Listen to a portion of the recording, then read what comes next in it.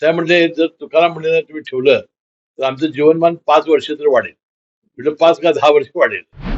आता मोहित तर्फे शहादा तालुका शहादा या आश्रमशाळेमध्ये 11 जुलै 2026 ला अन्नामध्ये विषबाधा झाली आणि तिथं विद्यार्थ्यांची संख्या 157 आणि आता ते त्या दिवशी उपस्थित होते 116.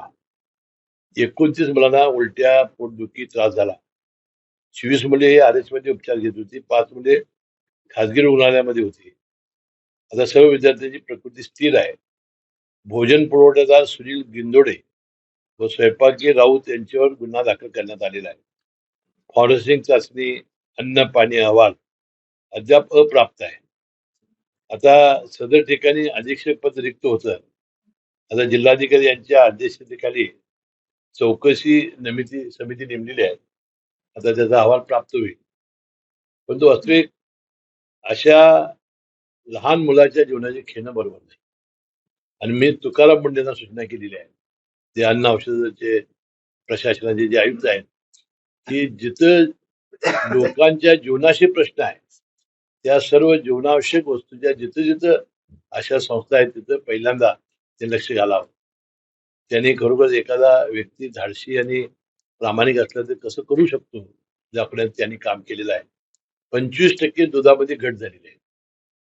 जे दूध जे येत होतं आज राज्यातून आपल्या मुंबईला वगैरे त्यामध्ये 25% घट झालेली आहे. त्यामुळे आमच्या गोकुळात फार मागणी वाढलेली आहे दुधाला. तर मला म्हणायचं की बाबा पनीर आता दिसतच नाही. जे किती भेसळ करून लोकांच्या जीवनाशी खेळत होते. हा वास्तविक मला तरी आज ट्रेनमध्ये काही धुळ्याचे लोक भेटले. साहेब म्हणले जर तुकाराम मुंढेंना तुम्ही ठेवलं तर आमचं जीवनमान 5 वर्ष तर वाढेल. म्हटलं 5 का 10 वर्ष वाढेल. मला वाटतं की असं जर काही सगळ्याच अधिकाऱ्यांनी जर केलं तर निदान जीवनावश्यक वस्तूच्या बाबतीत असा प्रयोग होता कामा नये अशी दक्षता आपण घेतली पाहिजे. महाराष्ट्रातील सर्व बातम्यांचे विश्वासार्ह व्यासपीठ सकाळच्या सर्व सोशल मीडिया प्लॅटफॉर्मला लाईक, फॉलो आणि सबस्क्राईब करा. तसंच सर्व नोटिफिकेशनसाठी बेल आयकॉन प्रेस करायला विसरू नका.